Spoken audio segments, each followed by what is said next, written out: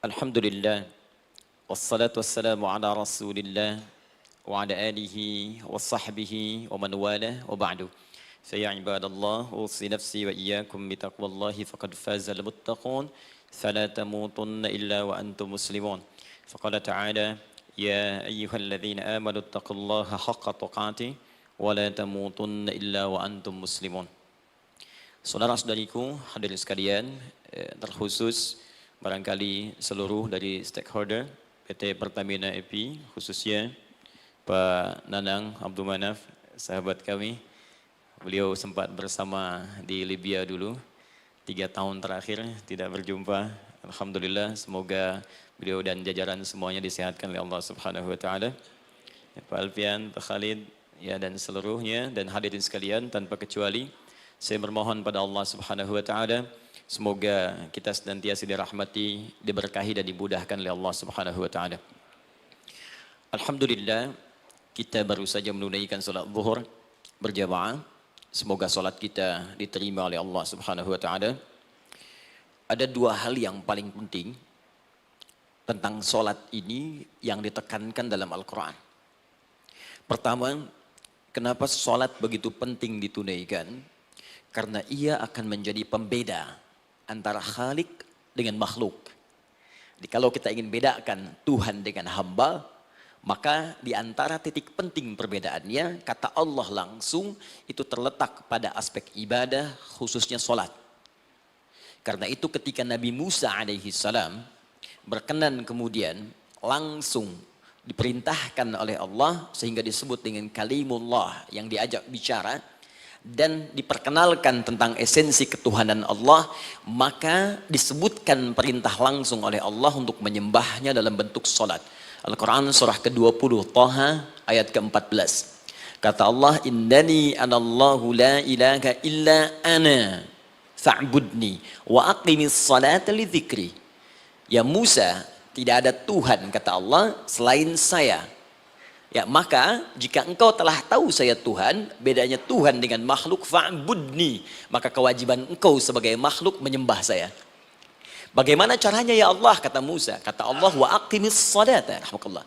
Wa aqimis salata lidzikri. Maka cara menyembahku itu adalah dengan salat. Karena itu semua nabi dan rasul, bahkan sebelum Nabi Muhammad SAW, diperintahkan oleh Allah untuk mengajak umatnya seluruhnya untuk salat. Ya, Nabi Isa alaihi salam salat. Anda buka Quran surah 19 Maryam ayat 31 sampai 33. Nabi Ismail alaihi salam, ya kakeknya Nabi ke-29, salat. Bahkan meminta keluarganya salat. Quran surah ke-19 ayat 55. Wa kana ya'muru ahlahu bis-shalah. Nabi Zakaria, saudaranya Imran, salat. Quran surah ketiga, ya, ayat ke-38 sampai dengan 39. Ayat 39-nya tegas mengatakan, fanadathu malaika wa huwa qa'imun yusalli fil mihrab. Jadi kalau kita urutkan dari Nabi Muhammad SAW sampai Nabi Adam alaihissalam, semua menunaikan salat kepada Allah Subhanahu wa taala.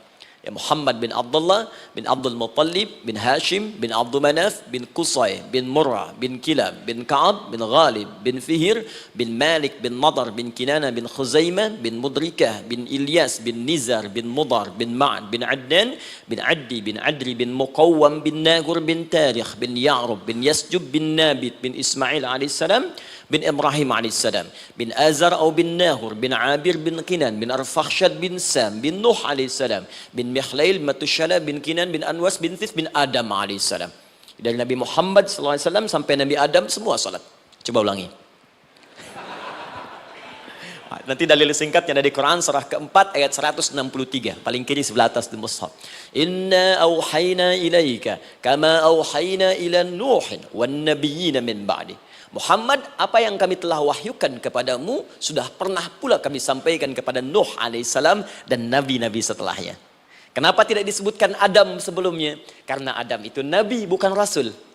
Nabi diberikan risalah untuk pribadi dan kalangan dekatnya, rasul diberikan risalah tugas untuk mengajak umat. Kenapa Nabi Adam bukan rasul? Karena zaman Nabi Adam belum ada umat. Siapa yang mau diajak? Ya? Ini bagian pertama. Jadi kalau kita hari ini masih mendapat kesempatan sholat, alhamdulillah, ini artinya sampai hari ini kita masih benar-benar manusia. Kan kalau ada orang yang kemudian tidak mau beribadah apalagi salat, terkhusus ketika dia beriman, maka penting dipertanyakan, masihkah ada iman dalam dirinya? Karena itu kata Allah dalam Al-Quran, surah ke-8 ayat yang kedua, aku akan perdengarkan namaku, sehingga ketika disebutkan itu, kita bisa menguji adakah getaran iman dalam jiwa kita. Quran surah 8 Al-Anfal ayat kedua. Innamal mu'minuna alladzina idza dzukirallahu wajilat qulubuhum. Sungguh orang yang masih punya iman itu, kalau diperdengarkan nama Allah kepadanya, akan ada getaran dalam jiwanya. Karena itu setiap hari 5 kali diperdengarkan nama Allah. Untuk menguji di jiwa kita masih ada iman tidak? Bahkan dari bangun tidur, bayangkan waktunya dibagi sempurna persis. Dari mulai subuh baru bangun, menjelang ke siang, mau berakhir siang ke sore, sore pindah ke maghrib, hilang kemudian muncul gelap malam. 5 kali persis dibagi waktu. Diperdengarkan untuk menguji. Kira-kira setelah subuh siang masih ada nggak iman? Sore masih ada nggak? Ya Allahu Akbar, Allahu Akbar. Karena itu kalau iman masih ada melekat di jiwa kita, demi Allah saya katakan, begitu kita mendengar suara azan, pasti hati kita akan mengatakan, Allahu Akbar, Allahu Akbar. Wih, sudah azan ya? Pernah begitu? Ya, walaupun mungkin setelah selesai, La ilaha illallah, baru azan, belum qomat. Ya, itu normal, gak apa-apa. Yang penting iman masih ada. Nah, ini menunjukkan ada getaran dalam jiwa. Satu itu. Yang kedua, ini yang jarang dimanfaatkan teman-teman. Jadi seringkali sholat dimaknai pada ibadah formal bagian pertama saja. Adapun yang keduanya, ini yang jarang digali. Padahal sekali saja dalam sehari, itu 5 kali Allah menunggu kita. Ternyata sholat itu satu-satunya wasilah ibadah yang disebutkan dalam Al-Quran untuk langsung memohonkan semua kebutuhan yang kita rasakan. Bahkan sebelum kita diminta sholat, itu kalimat pertamanya bukan ibadahnya. Kata Allah, kau punya masalah apa? Sedang butuh apa? Sedang punya problem apa? Buka Quran surah kedua Al-Baqarah ayat ke-45 sampai 46. Paling kanan pertengahan di usad. Wasta'inu bis-sabri was-salah. Perhatikan kalimatnya, indah sekali. Ya Allah menempatkan salatnya bagian kedua. Kata Allah, wasta'inu, hei hambaku. Jika kalian punya persoalan dalam kehidupan, maka, perhatikan kalimatnya baik-baik, wasta'inu, mintakan solusinya kepadaku. Jadi kalau sedang punya masalah, bukan bikin status. Gak akan selesai. Sedang eksplorasi minyak, gak keluar-keluar, bikin status. Duh, susah sekali yang ngebornya. Gak akan selesai. Jalan macet, bikin status. Jakarta macet, ya gak akan selesai. Ya, apa yang harus dilakukan kata Allah? Jika Anda beriman kepadaku, yakin denganku, maka wasta'inu, punya persoalan, minta kepada Allah. Caranya bagaimana? Satu, bisabri. Terima dulu masalah itu, jangan dikeluhkan. Kaidah lain muncul, karena mustahil saya akan titipkan persoalan kalau tidak Anda mampu mengatasinya. Kaidah Quran surah kedua ayat 286, kita hafal ayatnya. La yukallifullahu nafsan illa usaha. Perhatikan kaidahnya. Allah tidak mungkin menguji seorang hamba di luar batas kemampuannya. Jadi kalau kita sedang punya ujian, di rumah kah, pekerjaan kah, kehidupan sosial kah, sebesar apapun ujian itu, kata Allah, memang karena Anda yang sanggup. Kalau nggak sanggup nggak akan diuji. Di ujian itu berbanding lurus dengan kemampuan. Mustahil seorang hamba diuji di luar batas kemampuannya. Jadi kalau Anda sekarang pun sedang punya masalah sebesar apapun, kata Allah, memang cuma kamu yang sanggup, yang lain tidak. Maka jangan mengeluh. Jangan Anda katakan, ya Allah, why me? Kenapa saya? Kata Allah, why not? Memang kamu yang mampu. Yang lain tidak. Nah, ketika Anda bisa menerima itu dengan sabar, baru datang kalimat kedua. Wassalah. Kemudian datang tunaikan sholat dan mintakan solusi kepadaku lewat sholat. Ya, sedikit ya. Lihat sini. Saya berikan sedikit uraian Al-Quran. Saya boleh menulis ini? Boleh ya? Ibu, maaf, agak jauh. Ibu kelihatan ini? Oh, belum saya tulis. Bagaimana bisa kelihatan? Luar biasa. Cuma di Pertamina, belum ditulis udah kelihatan. Maaf, padahal. Lihat sini, wasta'inu. Baik, ya. Saya ingin sedikit sekali. Ini redaksi Quran itu indah sekali diksinya. Wasta'inu. Lihat sini. Kata Allah, jika Anda punya persoalan dalam hidup, maka mintakan solusi. Terima dulu masalahnya dengan sabar, karena kita dipercaya oleh Allah. Gini, cara memahaminya. Allah aja percaya dengan kita. Masa kita nggak percaya diri? Allah yakin dengan kita mampu. Masa kita nggak yakin? Terima dengan sabar. Kemudian wassalah, mintakan solusinya lewat salat. Kata perintahnya dibuka dengan kalimat wasta'inu. Kalau kita ingin rubah kata perintah ini, fi'il amr, ingin dirubah ke dalam bentuk permohonan, minta, maka rubah kalimatnya menjadi nasta'in. Lihat, nasta'in. Baik. Wasta'inu, kata Allah, kalian punya persoalan, ayo minta solusi padaku. Terus kita pengen minta, ya Allah, kami ingin minta. Maka dalam bahasa Arab, kalau kita ingin merubah kalimat ini ke dalam bentuk permintaan, kita katakan nasta'in. Saya tanya pada Anda, pernah nggak dalam sholat kita mengucapkan kalimat nasta'in? Ada? Masih ingat? Baik, apa kalimatnya? Iyyaka na'budu wa iyyaka nasta'in. Perhatikan, iyyaka na'budu wa iyyaka nasta'in. Iyyaka na'budu, iyyaka, ya Allah, Engkau perintahkan aku untuk ibadah. Maka sekarang aku ibadah, sholat. Hanya kepadamu saja. Kan kata Allah, kamu sholat. Terus kita katakan, iyyaka na'budu. Sekarang kami sholat, ya Allah. Nama lain sholat itu ibadah. Kalau kita ibadah, na'budu. Dari mana tahunnya nama lain sholat ibadah? Quran surah ke-20 ayat ke-14. Fa'budni wa aqimis sholat li dzikri. Ibadah kepadaku, caranya sholat. Maka saat sholat kita katakan, iyyaka na'budu. Ya Allah, Engkau perintahkan aku untuk ibadah. Sekarang aku ibadah. Wa iyyaka nasta'in. Dan sekarang aku sedang punya persoalan, ya Allah. Aku punya masalah. Aku punya problem. Dan aku yakin hanya Engkau yang pasti akan menyelesaikannya. Ketika Anda mengatakan, iyyaka nasta'in, perhatikan hadis qudsinya. Hadisnya qudsi. Ya. Al-Imam Al-Bukhari meriwayatkan, Imam Muslim meriwayatkan, An-Nasai meriwayatkan dari sahabat Abu Hurairah radhiyallahu taala anhu. Ada lagi yang dari sahabatnya Anas bin Malik. Perhatikan kalimatnya. Idza qala al-'abdu iyyaka na'budu wa iyyaka nasta'in, jika hambaku dalam salatnya benar membacanya, benar dari awal salatnya sampai dengan kalimat iyyaka na'budu wa iyyaka nasta'in, ya Allah, sekarang aku ibadah kepadamu dan sekarang aku punya persoalan. Aku mohonkan solusinya darimu. Kata Allah, hadza baini wa baina 'abdi. Ini perjanjian antara aku dengan hambaku. Wali 'abdi. Hadisnya qudsi. Wali 'abdi, kalau hambaku benar salatnya sampai kalimat ini, masa'alah. Apapun yang dia minta sekarang, aku akan kabulkan. Aku akan kabulkan. Pertanyaan saya, berapa di antara kita yang sholat sampai detik ini, ribuan kali ruku dan sujud, yang memanfaatkan momentum ini untuk memohon? Siapa di antara kita yang ketika sholat memohon kepada Allah solusi? Jangan-jangan selama ini sholat itu hanya menjadi formalitas saja. Takbir, ruku, sujud, salam, selesai. Takbir, ruku, sujud, salam, selesai. Padahal Allah sudah menunggu hambaku, kamu itu punya masalah apa? Makanya setiap waktu dibagi 5 supaya hidup kita ringan. Subuh ke zuhur punya masalah, zuhur salat. Begitu kita mohon, tuntas masalah itu. Zuhur ke asar punya persoalan, asar salat. Dijawab oleh Allah, tuntas persoalan itu. Karena itu semua nabi dan rasul, bahkan orang soleh, ketika punya persoalan dalam hidupnya, even itu hanya menulis karya ilmiah, maka mereka akan memulai dengan sholat dan minta kepada Allah Subhanahu wa taala. Teman-teman kenal Nabi Zakaria? Bagus. Baik, di sana belum tulis, sudah kelihatan. Sini kenal Nabi Zakaria, alhamdulillah. Tapi nggak apa-apa, saya ke Sukabumi Pak, ada yang kenal Fir'aun. Kenal Fir'aun, kenal, bagus. Sukabumi hubun dunia, suka itu hubun, bumi itu dunia. Baik. Teman-teman, Nabi Zakaria itu diuji oleh Allah. Maaf, belum punya keturunan. Dan semua nabi punya ujian.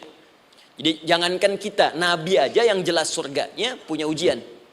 Ya, Anda pernah sakit, Nabi Ayub sakitnya lebih parah dari kita. Ya, Anda di keluarga belum ada keturunan, Nabi Zakaria pernah lebih daripada kita. Sampai rambutnya memutih, fisiknya sudah letih, dan menurut medis, maaf sekali, istrinya divonis tidak mungkin punya keturunan, monofus dan mandul, mustahil. Secara klinis gak mungkin, secara medis tidak mungkin. Maka Allah tunjukkan satu isyarat yang sangat luar biasa. Jika Anda mendapati situasi makhluk mengatakan ini mustahil dan sudah angkat tangan, ini tanda pertama dari Allah, langsung tinggalkan pendapat manusia, langsung memohon kepada Allah. Maka turunlah beritanya di Quran surah ketiga Ali Imran ayat 38 sampai 39. paling kanan sebelah atas di mushaf. Sekarang perhatikan kalimatnya, saya mau sambungkan dengan Al-Fatihah tadi. Hunalika da'a Zakaria rabbah. Di mihrabnya Nabi Zakaria salat bermohon kepada Allah. Qala rabbi habli min ladunka dzurriyyatan thayyibah. Kemudian ia berdoa, Rabbi habli, ya Allah yang maha memberi tanpa batas. Ini adab pertama, kalau teman-teman mau berdoa, sebut nama Allah sesuai dengan hajat kebutuhan kita. Itu yang disebut dengan Al-Asma'ul Husna.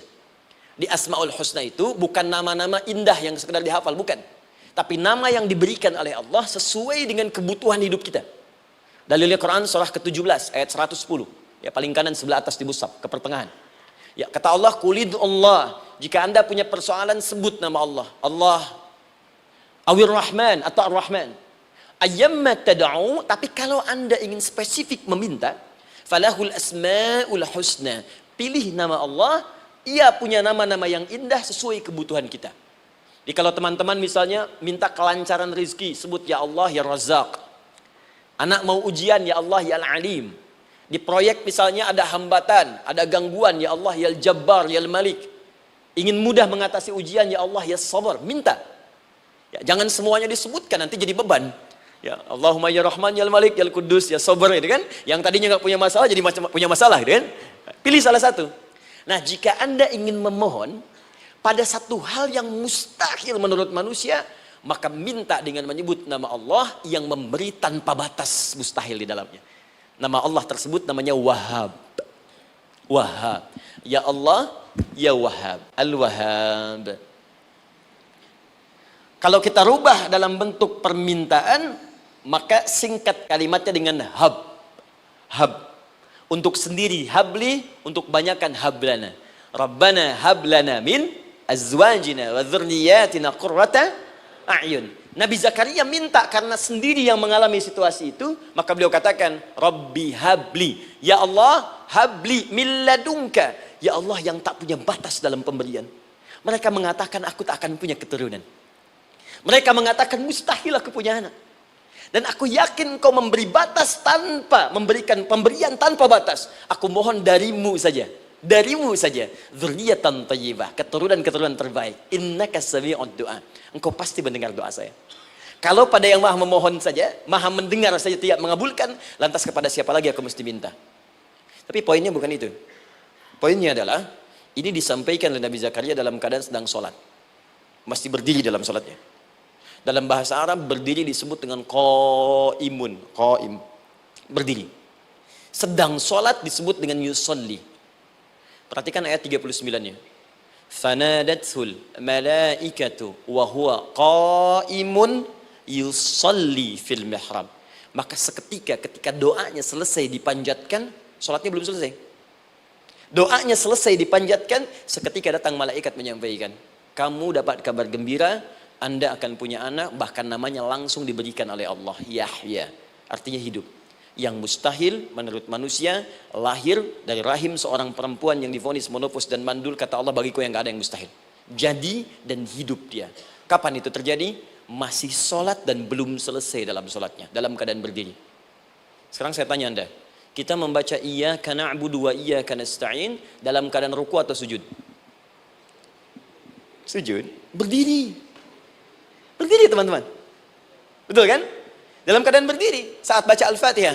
Iyyaka na'budu wa saat kita mengatakan wa iyyaka nasta'in, Allah balik bertanya, apa yang kamu butuhkan? Nabi Zakaria itu sholat dulu baru minta. Kita umat Nabi Muhammad karena keutamaan nabinya sebelum sholat dah ditunggu. Butuh apa? Mau minta apa? Karena itu saya ingin katakan, ayo manfaatkan momentum sholat ini. Jangan sekedar kita kemudian tunaikan formalitas, tapi kita tidak mendapatkan keuntungannya. Ayo, semuanya. Dari mulai takbir sudah ada doa. Ruku ada doa. Bahkan sujud kita bisa perbanyak dalam bahasa hati kita untuk memohon kepada Allah Subhanahu Wa Taala. Jelas sampai di sini? Baik. Mudah-mudahan insya Allah doa kita dikabulkan oleh Allah Subhanahu Wa Taala.